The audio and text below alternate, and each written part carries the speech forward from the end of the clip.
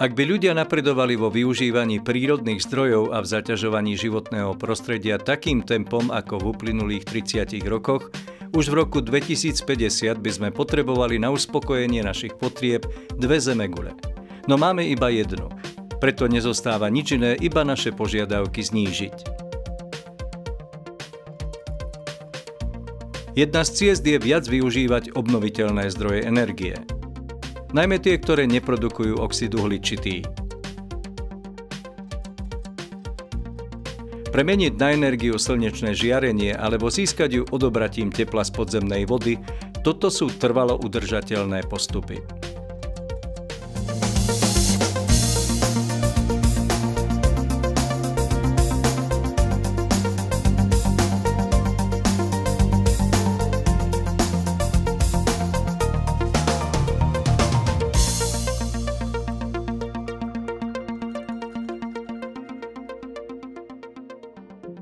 Verejné budovy sú vhodným miestom na uplatnenie obnoviteľných zdrojov. Potrebujú veľa energie.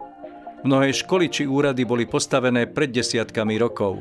Tepelnú pohodu preto môžu zabezpečovať zdroje, ktoré majú veľmi malú účinnosť energetickej premeny.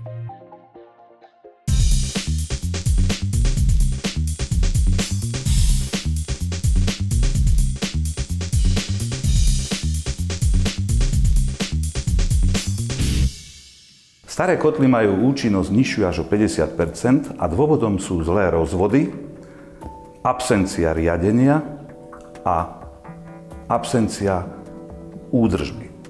Dnešné problémy s efektívnosťou by mohli skrátiť návratnosť investícií do zmeny výroby tepla, do nasadenia technológií, ktoré využívajú obnoviteľné zdroje energie. Jeden z príkladov zámeny starého neúčinného zdroja majú v základnej škole v ukrajinskej Novoselici. Investícia je súčasťou projektu Bioenergia Карпат. Заміна системи опалення в Новоселицькій школі дозволила зекономити фінансові кошти на 50%, використання палива на 23% і також задіяти місцеву сировину деревного походження.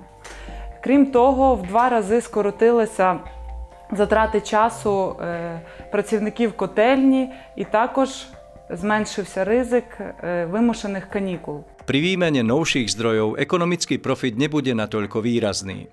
Ale aj zo pár percent sa oplatí, pretože energie sú u nás v pomere k iným životným nákladom veľmi drahé.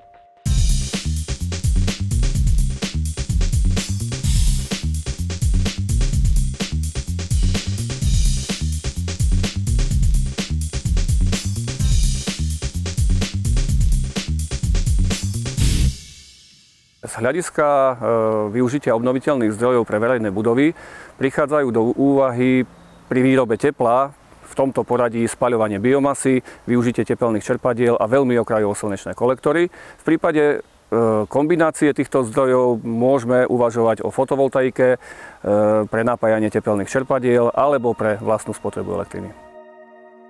Toto sú návratnosti investícií. Ide o projekty stavieb a návratnosť vypočítal auditor. Nemožno povedať, že existuje obnoviteľný zdroj energie, kde by sa investícia vrátila za omnoho kratší čas ako pri iných. Takou boli iba fotovoltické elektrárne. Ale to v čase, keď garantovaná výkupná cena bola viac ako 3-násobne vyššia oproti tej dnešnej. A navyše sa elektrárne stavali so štátnou dotáciou. Teraz sa návratnosť nových investícií predĺžila.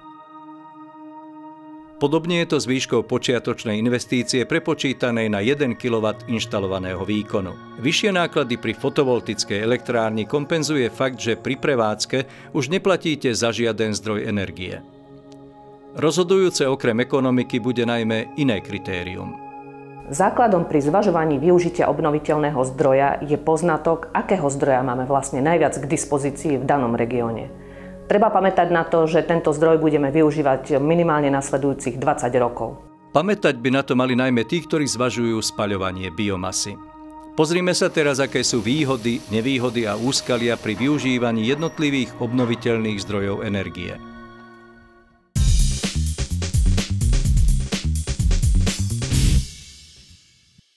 Na konkrétne palivo, ktoré je dostupné, treba navrhnúť konkrétnu technológiu. Na trhu je niekoľko typov technológií, ktoré vedia spaľovať všetky druhy palív, ktoré sú dostupné. Čiže aj suché, aj vlhké, aj pelety.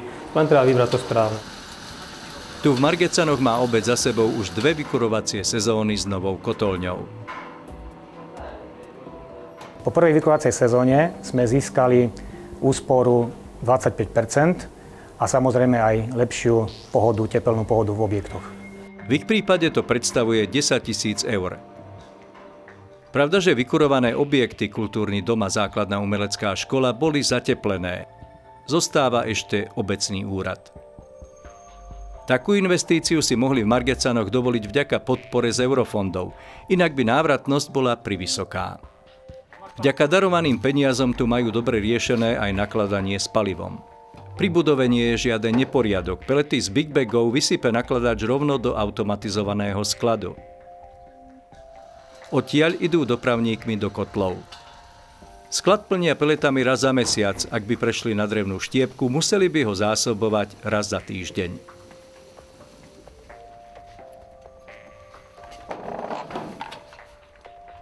Ak vznikne nejaký diskomfort pri tom nakladaní, že je to prácne alebo je to proste zle vyriešené, tak to doslova odráza toho prevádzkovateľa, aby napríklad využil drevnú štiepku, čo je veľmi výhodné palivo, čo sa týka ceny a dostupnosti v našom regióne napríklad.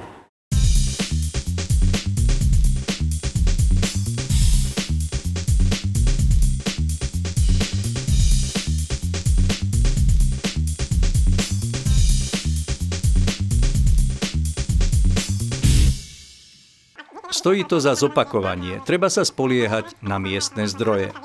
Drevnú štiepku, čo je veľmi výhodné palivo, čo sa týka ceny a dostupnosti v našom regióne napríklad. Prvé 3 roky je možné uvažovať so štiepkou, ktorú získame z miestnych lokálnych zdrojov, teda z náletových drevín, a v ďalších rokoch môžeme uvažovať s využívaním cieľene pestovanej dendromasy, teda drevín, ako sú agát, osika, jelša, vrba a iné. To je veľký potenciál pre tvorbu nových pracovných miest a pre zvýšenie zamestnanosti práve v obciach, kde je vysoká miera nezamestnanosti. A zároveň šetríme energiu, plyn, elektrika, lebo vytvárame biomasu priamo na mieste. Ak sa na miesto peliet bude spaľovať štiepka, cena paliva klesne o 40%. Navyše, ak v obci vykurujete väčší objekt, možno zamestnať na príprave drevnej štiepky 3 až 4 ľudí. Dovážať palivo z viac ako 50 km vzdialenosti, napríklad pri štiepke, je už totálne nevyhovujúce, je to veľmi drahé. Peleta sa dá doviezť aj z väčšej vzdialenosti, ale tá štiepka určite nie. Nezanedbateľná je aj investícia do skladu paliva a zásobovania kotlov. I dovoz paliva môže tvoriť podstatnú časť investície aj budúcich prevádzkových nákladov. Je veľmi dobré a rozumné mať v regióne, kde je napríklad viac takýchto kotolní, urobený nejaký zásobník alebo nejakú skládku, doslova takéto drevnej štiepky. A viem, že z tejto skládky si to viem bez problémov aj toho 23.12. doviesť, keď potrebujem, a neostanem visieť. Spaľovanie biomasy je citlivé na kvalitu paliva. Tieto kotly napríklad spaľujú kvalitné pelety a štiepku do vlhkosti maximálne 30%. Ak by sa spaľovala štiepka z náletov drevín, bolo by treba riešiť zníženie jej vlhkosti. Ani spaľovanie peliet nemusí byť bez problémov. Nie sú peletky ako peletky. To sme zistili aj v prvom vykurovacom období, kedy prvá várka peletiek bola s väčším obsahom popola, ktorá spôsobovala v kotli spekance a ten následne znižovali efektívnosť výroby tepla a spôsobovali aj určitú poruchovosť kotlov. Ak by sme mali zhrnúť klady a zápory, vyzeralo by to takto. Oproti iným obnoviteľným zdrojom ide o klasické spaľovanie a s ním súvisia sprievodné zápory. Prekvapujúci aj problém s emisiami a špeciálne oxidom uhličitým. Všeobecne sa totiž vžilo, že spaľovanie biomasy je CO2 neutrálne. Bola by to pravda, pokiaľ by nedochádzalo pri ťažbe k úbytku drevnej hmoty na koreni v našich lesoch. A pokiaľ ide o absolútne emisie CO2 zo spaľovania drevnej hmoty, tak tie sa blížia emisiám spaľovania pevných palív, vrátane uhlia. Žiaľ. Ak bude ťažba dreva na Slovensku pokračovať doterajším tempom, o 50 rokov bude dreva na koreni o tretinu menej ako dnes. Súčasná ťažba je o 45% vyššia oproti priateľnému stavu, kedy ťažba a obnova zachovávajú pôvodnú funkciu lesa. Varovaním je zmena, ku ktorej došlo v Azerbajdžane.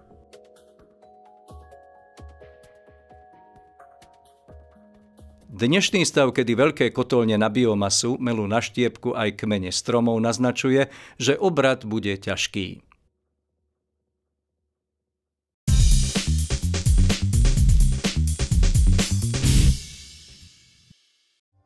Využívanie energie slnka pri samotnej prevádzke neprodukuje CO2. A čo je minimálne rovnako dôležité, fotovoltické elektrárne nepotrebujú žiaden dovoz paliva ani odvoz odpadu.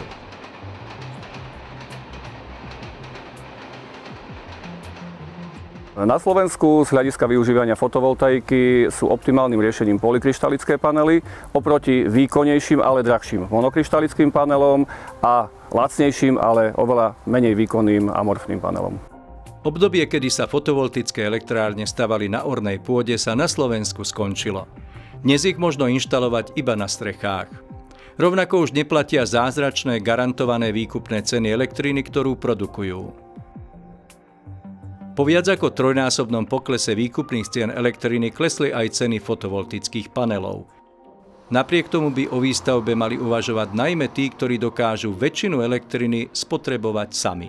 Pri súčasnej legislatíve je oveľa výhodnejšie inštalovať fotovoltaický systém tam, kde máte vysokú spotrebu elektrickej energie počas dňa, nakoľko návratnosť v tomto prípade je až o polovicu kratšia ako v prípade, ak by ste chceli všetku elektrínu predávať do distribučnej siete. V ideálnom prípade možno vo svojom objekte spotrebovať až 80% produkcie. Majiteľ fotovoltickej elektrárne vtedy získava na tom, že nekupuje drahšiu energiu z verejnej siete, ale vyrobí si ju lacno sám. Do siete predá iba malý prebytok. Preto sú pre inštaláciu výhodné napríklad pobytové zariadenia sociálnych služieb, ktoré elektrinu využívajú aj po večeroch a vo voľné dni. V súčasnosti podľa platnej legislatívy je možné realizovať 100 kW inštalovaného výkonu fotovoltického systému. Pre realizáciu takéhoto systému je potrebné približne 1300 m2 strechy, ako napríklad majú školy. Výkupná cena je garantovaná na 15 rokov, nezvyšuje sa však o infláciu. Životnosť panelov je 25 rokov. Takže ešte dlho po splatení investície bude majiteľ zarábať na rozdiele medzi stúpajúcou cenou elektrickej energie a svojej vlastnej, lacno vyrobenej z energie slnka. Elektráreň treba pri prevádzke sledovať, aby sa samozrejme dosahovali plánované výroby. V prípade veľkého znečistenia panelov je dôležité panely očistiť, v prípade výpadku nejakého zariadenia je dôležité zariadenie zreklamovať. Garancie u generálneho dodávateľa sa vzťahujú nielen na materiály, ale aj na výkon. Výpadok niektorého panela zistíte pri pohľade na krivky výroby na jednotlivých striedačoch. Ak je na niektorom priebeh výrazne iný ako na ostatných, niektorý panel prestal produkovať. Dozor a obsluhu zariadenia môže vykonávať investor sám, alebo ju zverí špecializovanej firme. U našich zákazníkov sa podarilo v minulom roku dosiahnuť výrobu z fotovoltického systému o 10% lepšiu oproti predpokladu. To ale neznamená samozrejme, že sa to bude každý rok opakovať. Vo všeobecnosti platí, že výroba oproti predpokladu môže kolísať plus minus 5%.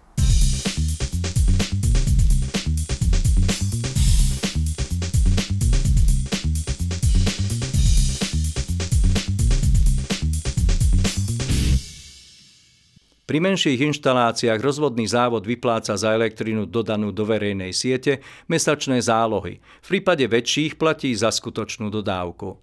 Treba počítať s tým, že v zimných mesiacoch je produkcia významne nižšia ako v lete.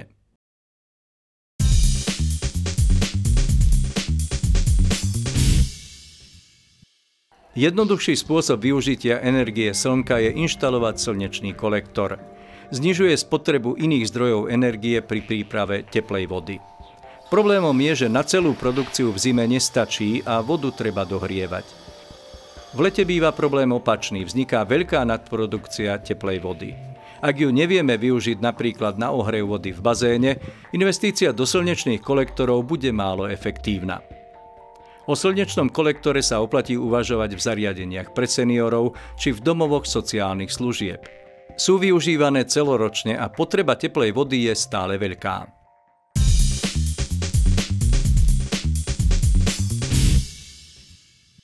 Prvé tepelné čerpadlo na svete skonštruoval slovenský vynálezca Aurel Stodola. Pracuje dodnes. Už 85 rokov vykuruje radnicu v Ženeve. Vďaka tepelnému čerpadlu možno kúriť studenou vodou. Táto voda zo studne v pivnici budovy na Murgašovej ulici v Košiciach má iba 12,5 stupňa. Napriek tomu dokáže odovzdať svoje teplo. Schladí sa o ďalšie 4 stupne tým, že teplo z nej prestúpi do ešte studenšieho chladiva. Po stlačení v kompresore sa chladivo zahreje a na vykurovanie budovy uvoľní teplo, ktoré získalo zo studenej vody.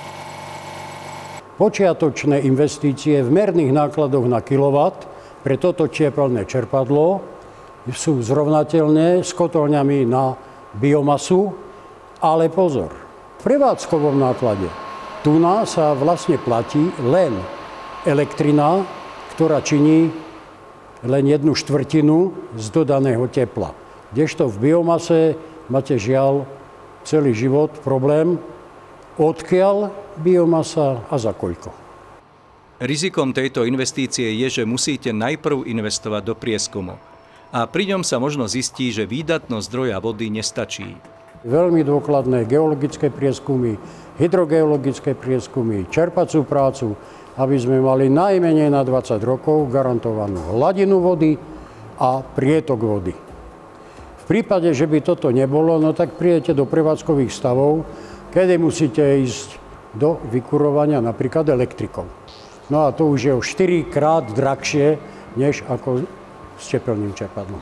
Rovnako dôležité ako mať dostatočný zdroj vody, je aj vedieť ju dostať späť do podzemia. Takto vyzerá prietok 8 litrov za sekundu. Voda sa ochladila o 4 stupne a vracia sa do podložia. V našom prípade sme to museli riešiť tak, že sme urobili 1,80 m na 2,50 m, veľkú vsakovacú plochu, vyspravenú štrkom, aby to tam siakovalo. Keby boli pod tým íly, tak to siakovať nebude. Ak neurobíte dobre vsakovacú studňu, tak pri plnej prevádzke tepelného čerpadla vám prebytková voda zatopí napríklad tento suterén tu, alebo potom to musíte riešiť, že to budete odpúšťať do kanalizácie za bežné stočné. A to vám zníži ekonomiku takejto prevádzky. V budovách dnes treba riešiť okrem vykurovania v zime aj chladenie v lete. A 11 až 15 stupňová voda z podzemia dokáže nielen dodávať teplo, ale aj chlad. V budove zmenili vykurovacie telesá. Pod stropom sú kapilárne rohože. Teraz nimi prúdi 30 stupňová voda, ktorá vďaka veľkej ploche spoľahlivo vykúri budovu pri vonkajšej teplote -4 stupne. V lete bude v rohožiach 15 stupňová voda, ktorá príjemne schladí miestnosti. Chlad voľne klesá spod stropu. Ide o najprirodzenejšie ochladzovanie, bez prudkého prúdenia a vysušovania vzduchu, ktoré škodia očiam a slizniciam. No a toto je ten, dalo by sa povedať, vysoko sofistikovaný stroj, ktorý v lete chladí studenou vodou celú budovu a v zime tou istou vodou celú budovu vykuruje. Dôležitá je kvalita technológie, aby nebolo treba využívať záložné vykurovanie elektrinou. Pre budovu na Murgašovej ulici v Košiciach majitelia kúpili tepelné čerpadlo s vysokou spoľahlivosťou. To znamená bezporuchovú prevádzku, jednak z ekonomických dôvodov, aby ste nemuseli kúriť elektrikou, keď to vypadne, no a súčasne, keďže je to poskladané z jednoduchých, veľmi drahých celkov, tak aj drahé náklady na opravy by boli. No a tu, chvála Bohu, sme dospeli k takej skutočnosti, že za 4 roky bol výpadok tohto zariadenia 1 deň, čo je skutočne unikátne.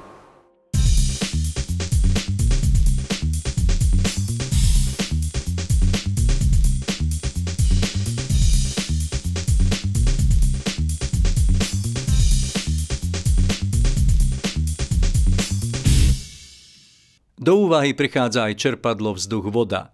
no jeho účinnosť je nižšia. Najmä v zime pri silných mrazoch. Vtedy čerpadlo musí nahradiť elektrické vykurovanie či iný náhradný zdroj tepla.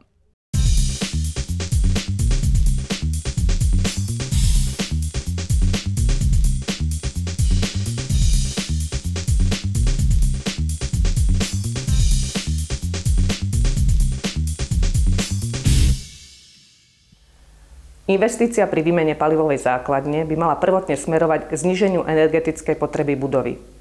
Skúsenosti častokrát ukazujú, že postačuje nainštalovať zdroj s o 30% nižším výkonom, ako bol doterajší. Ešte pred realizáciou tepelného čerpadla sme zateplením, termostatizáciou a rekonštrukciou sekundárnych rozvodov znížili spotrebu tepla na 1/3 pôvodnej hodnoty. Dnes náklady na teplo a chlad v tejto budove činia 2 € na meter štvorcový a rok. Zvážte, či aj u vás nenadišiel čas, aby ste využili obnoviteľné zdroje energie v záujme znižovania nákladov, ale aj budúcnosti.